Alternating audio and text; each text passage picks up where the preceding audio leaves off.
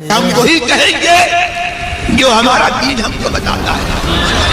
عمل کرو تو تمہارا بھلا ہے، نہیں کوئی عمل کرے تو نقصان ہمارا نہیں ہے، اسی کا.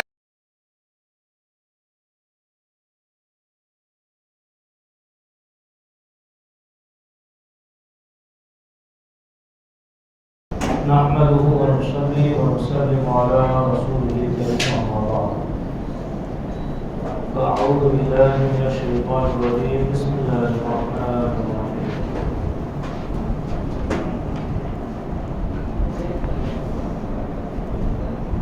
وأتم الصيام إلى الليل. صدق الله العلي العظيم وصدق رسوله النبي الأمين.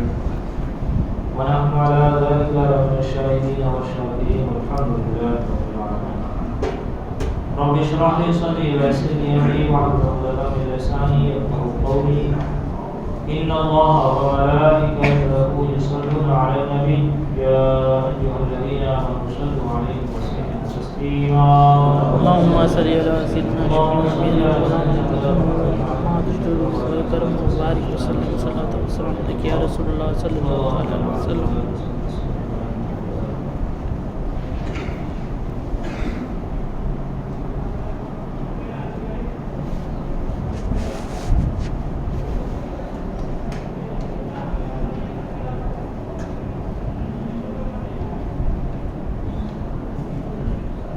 روزہ کے مکروہات. بخاری و ابو داؤد و ترمذی و نسائی و ابن ماجہ ابو ہریرہ رضی اللہ تعالیٰ عنہ سے روایت کرتے ہیں رسول اللہ صلی اللہ علیہ وسلم نے فرمایا جو بری بات کہنا اور اس پر عمل کرنا نہ چھوڑے تو اللہ تعالیٰ کو اس کی کچھ حاجت نہیں کہ اس نے کھانا پینا چھوڑ دیا ہے. یعنی کہ روزے کی حالت میں اگر بری بات بولنا اور برا عمل کرنا جو شخص نہ چھوڑے تو اللہ تبارک و تعالیٰ کو کوئی حاجت نہیں، وہ تو حاجت سے پاک ہے. مطلب یہ ہے کہ اب اس بندے کے لیے اللہ تبارک و تعالیٰ کے یہاں اس کے روزے کی کوئی خاص اہمیت نہیں رہی. ابن ماجہ و نسائی و ابن خزیمہ و حاکم و بیہقی و دارمی ابو ہریرہ رضی اللہ عنہ سے روایت کہ رسول اللہ صلی اللہ علیہ وسلم نے فرمایا بہت سے روزہ دار ایسے ہیں کہ انہیں روزہ سے سوا پیاس کے کچھ نہیں، اور بہت سے رات میں قیام کرنے والے ایسے ہیں کہ انہیں جاگنے کے سوا کچھ نہیں. یعنی کہ وہ روزہ رکھتے ہیں اور حرام کاریوں میں ملوث ہوتے ہیں، رات میں نماز پڑھتے ہیں، قیام کرتے ہیں، لیکن اس کے باوجود وہ حرام کام کو، ناجائز کام کو، مکروہات کو نہیں چھوڑتے. تو ان کا روزہ رکھنا گویا ایسا ہے کہ وہ پیاسے ہیں، اور ان کی عبادت کرنا گویا ایسے ہے کہ وہ جاگ رہے ہیں. بیہقی ابو عبیدہ و طبرانی ابو ہریرہ رضی اللہ تعالیٰ عنہما سے راوی کہ رسول اللہ صلی اللہ علیہ وسلم نے فرمایا روزہ سپر ہے، یعنی ڈھال ہے، جب تک اسے پھاڑا نہ ہو. عرض کی گئی کس چیز سے پھاڑے گا؟ فرمایا ارشاد فرمایا جھوٹ یا غیبت سے. ابن خزیمہ و ابن حبان و حاکم ابو ہریرہ رضی اللہ تعالیٰ سے راوی کہ حضور صلی اللہ علیہ وسلم نے فرمایا روزہ اس کا نام نہیں کہ کھانے اور پینے سے باز رہنا ہو. روزہ تو یہ ہے کہ لغو و بیہودہ باتوں سے بچا جائے. لغو اور بیہودہ باتیں جسے ہم عام طور پہ کہتے ہیں فالتو کام. فالتو کام ایک ہوتا ہے برا کام، ایک ہوتا ہے فالتو کام ہماری اصطلاح میں. کہ ہم کچھ فالتو کام ایسے ہوتے ہیں انہیں برا نہیں سمجھتے لیکن کرتے ہیں، لیکن روزہ کی حالت میں کچھ نہیں. روزہ رکھیں تو اللہ کی عبادت کریں، تسبیح کریں، تحلیل کریں، ذکر و اذکار کریں، اللہ اور بیہودہ باتوں سے بچیں. ابو داؤد نے ابو ہریرہ رضی اللہ تعالیٰ عنہ سے روایت کی کہ ایک شخص نے نبی کریم صلی اللہ علیہ وسلم سے روزہ دار کو مباشرت کرنے کے بارے میں سوال کیا. حضور صلی اللہ علیہ وسلم نے انہیں اجازت دی. پھر ایک دوسرے صاحب نے حاضر ہو کر یہی سوال کیا تو انہیں منع فرمایا، اور جن کو اجازت دی تھی وہ بوڑھے تھے اور جن کو منع فرمایا تھا وہ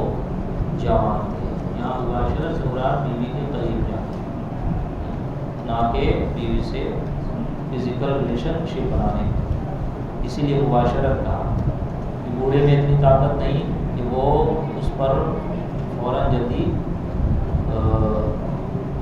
قادر ہو جائے، اور جوان اپنے پہ کنٹرول نہیں کر پائے گا، اس لیے جوان کو منع کیا کہ رمضان کی حالت میں، روزے کی حالت میں بیوی کے قریب مت جاؤ، اور جو ضعیف تھے ان کو اجازت دی۔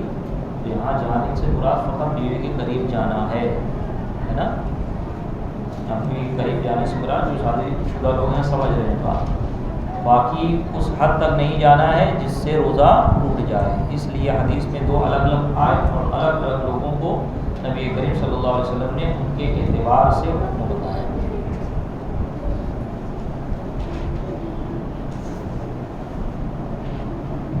ابو داؤد و ترمذی حکم نہیں بتایا بلکہ ان کے اعتبار سے جواب دیا۔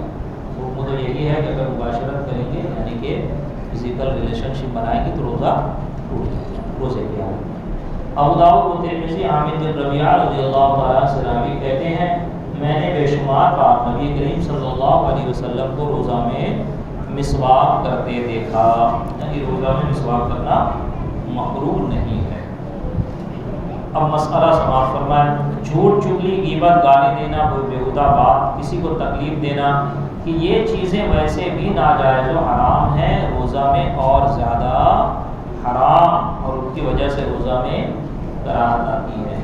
جب روزہ جس چیز سے نہیں ٹوٹے گا جس کا بیان ہو رہا تھا تو اس میں انہوں نے فرما دیا تھا کہ یہ اس میں صرف یہ بیان کیا جائے گا کہ روزہ اس سے نہیں ٹوٹے گا، ہاں یہ الگ بات ہے کہ یہ چیز ناجائز و حرام ہو، تو اب وہ ساری چیزیں جو ناجائز و حرام ہے جن سے روزہ نہیں ٹوٹ رہا ہے، اور روزے کی حالت میں بندہ کرے گا روزہ نہیں ٹوٹے گا، لیکن گناہ سخت تر ملے گا، کیونکہ روزہ کے علاوہ بھی جو چیز ناجائز و حرام ہے حالت روزہ میں کرے گا تو اور زیادہ گناہ ملے گا۔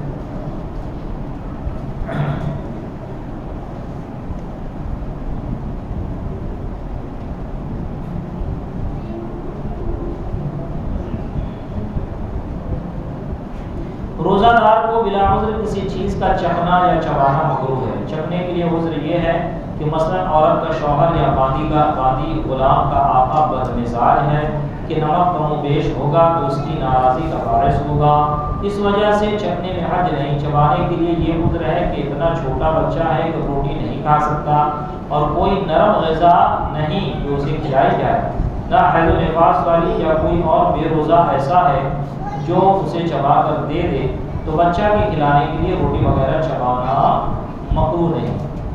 چکھنے کے وہ معنی نہیں جو آج کل عام محاورہ ہے، یعنی کسی چیز کا مزہ دریافت کرنے کے لیے اس میں سے تھوڑا کھا لینا، کہ یوں ہو تو کراہت کیسی، روزہ ہی جاتا رہے گا۔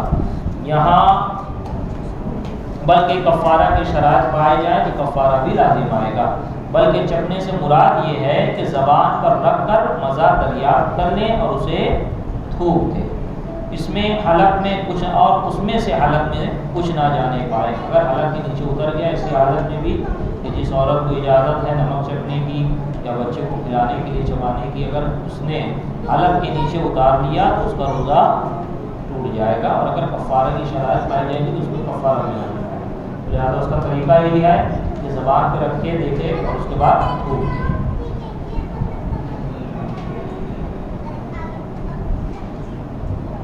کوئی چیز خریدی اور اس کا چکھنا ضروری ہے کہ نہ چکھے گا تو نقصان ہوگا، تو چکھنے میں حرج نہیں ورنہ مکروہ ہے۔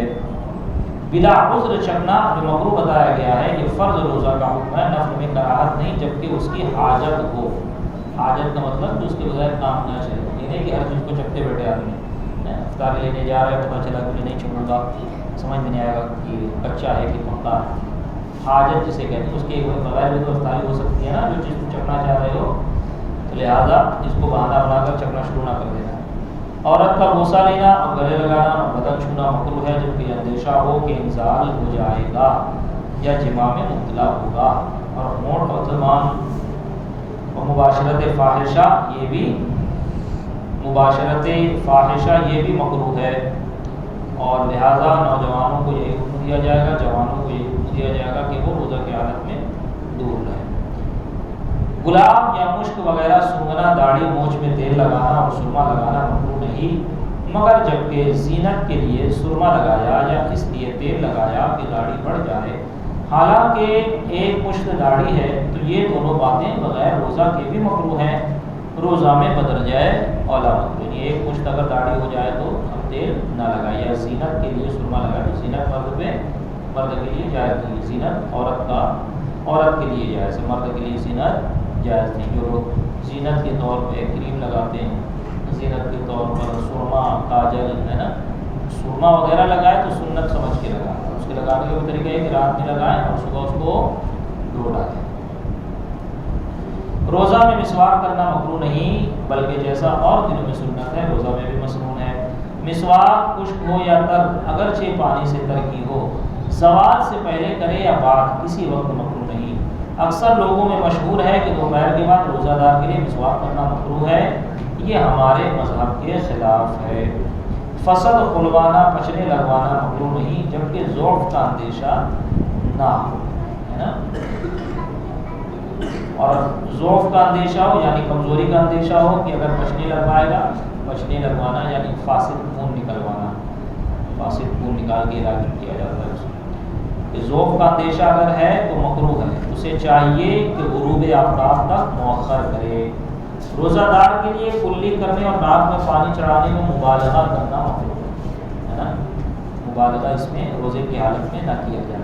کلی میں مبالغہ کرنے کے یہ معنی ہے کہ بھر منہ پانی لے اور وضو و غسل کے علاوہ ٹھنڈ پہنچانے کی غرض سے کلی کرنا، یا ناک میں پانی چڑھانا، یا ٹھنڈ کے لیے نہانا، بلکہ بدن پر بھیگا کپڑا لپیٹنا،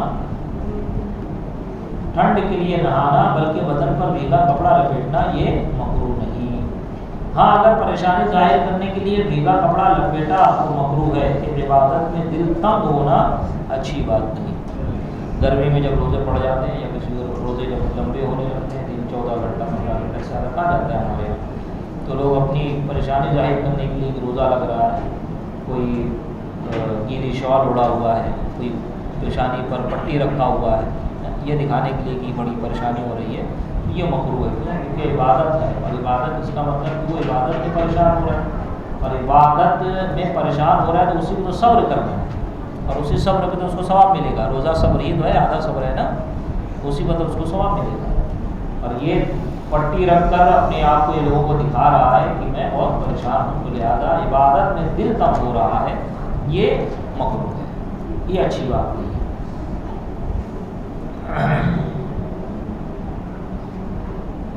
پانی کے اندر ریاح خارج کرنے سے روزہ نہیں جاتا مگر مکروہ ہے، اور روزہ دار کو استنجا میں مبالغہ کرنا بھی مکروہ ہے۔ استنجا کہتے ہیں پیشاب پاخانہ کرنے کے بعد پاکی حاصل کرنے، استنجا خانے کا مطلب یہ ہے کہ وہاں جا کے مطلب پیشاب پاخانہ کرے اس کے بعد پاکی حاصل دھوتے ہیں جو پانی سے، اس کو کہتے ہیں استنجا کرنا۔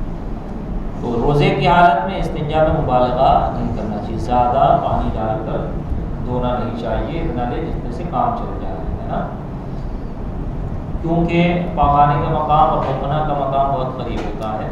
کسی کا پاخانے کا مقام اگر وہ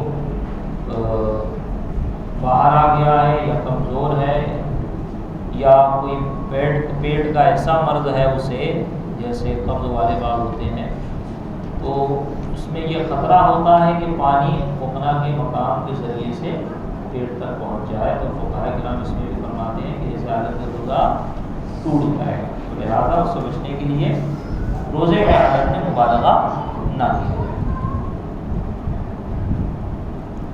یعنی اور دنوں میں حکم یہ ہے کہ استنجا کرنے میں نیچے کو زور دیا جائے، روزہ میں یہ مکروہ ہے۔ منہ میں تھوک اکٹھا کر کے نکل جانا بغیر روزہ کے بھی ناپسند ہے، روزہ میں مکروہ ہے۔ رمضان کے دنوں میں ایسا کام کرنا جائز نہیں جس سے ایسا ضعف آ جائے کہ روزہ توڑنے کا ظن غالب ہو، لہذا نان بھائی کو چاہیے کہ دوپہر تک روٹی پکائے، پھر باقی دن آرام کرے۔ یہی حکم معمار، مزدور اور مشقت کے کام کرنے والوں کا ہے کہ زیادہ ذوق کا اندیشہ ہو تو کام میں کمی کر دیں، روزے ادا کر سکیں۔ بعض لوگ کسی وجہ سے روزہ چھوڑ دیتے ہیں، جو نوکری کرتے ہیں، مزدوری کرتے ہیں، محنت والا کام کرتے ہیں، وہ کہتے ہیں کہ اگر ہم رکھیں گے تو کام نہیں کر پائیں گے، یہی بات ان کو یہ ہے کہ ہاف ڈے کام کریں، آدھا کام کریں اور آرام کریں، لیکن روزہ چھوڑنے کی اجازت نہیں دی جائے گی۔ اگر روزہ رکھے گا تو کمزور ہو جائے گا، کھڑے ہو کر نماز نہ پڑھ سکے گا، تو حکم یہ ہے کہ روزہ رکھے اور بیٹھ کر نماز پڑھے، جبکہ کھڑے ہونے سے اتنا ہی عاجز ہو جو باب صلاۃ المریض میں گزرا۔ یہ مستقل ایک بحث ہے، بہت لمبی چوڑی، بس اتنا سمجھ لے کہ بیٹھ کر نماز پڑھنے کی اجازت ایسے ہی نہیں دی جائے گی، جبکہ عذر شرعی ہو، واقعی میں اتنی کمزوری آ جائے کہ اب وہ کھڑے ہو کر یا سہارے سے یا دیوار پہ ٹیک لگا کر یا عصا لے کر یا ان صورتوں میں وہ نماز نہیں پڑھ سکتا ہے جو صورت بتائی گئی ہے صلاۃ المریض، باب صلاۃ المریض میں، اگر ان تمام صورتوں میں وہ کھڑے ہو کر نماز نہیں پڑھ سکتا ہے تب جا کے اس کو اجازت دی جائے گی کہ اب بیٹھ کے پڑھے۔ سحری کھانا اور اس میں تاخیر کرنا مستحب ہے، مگر اتنی تاخیر مکروہ ہے کہ صبح ہو جانے کا شک ہو جائے۔ افطار میں جلدی کرنا مستحب ہے، مگر افطار اس وقت کرے کہ غروب کا غالب گمان ہو، جب تک گمان غالب نہ ہو افطار نہ کرے، اگرچہ مؤذن نے اذان کہہ دی ہے، اور ابر کے دنوں میں افطار میں جلد نہ چاہیے۔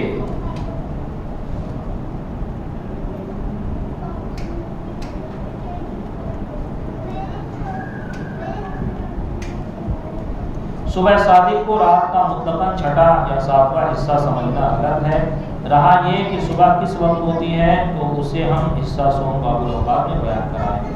صبح صادق جو ہوتی ہے جسے طلوع فجر بھی کہا جاتا ہے نا، جہاں پر عشاء کا وقت ختم ہوتا ہے وہیں سحری کا وقت بھی ختم ہوتا ہے، اور وہیں سے اس کے بعد سے فجر کا وقت شروع ہوتا ہے۔ تو جو سحری کا وقت ختم ہے وہی عشاء کے وقت کا بھی اختتام ہے، اس سے پہلے اپنے آپ کو سحری سے فارغ کیے۔ اللہ تبارک و تعالیٰ کی بارگاہ دعا مولا کریم ہمارے اس درس کی محفل کو بارگاہ قبول درجہ عطا فرمائے۔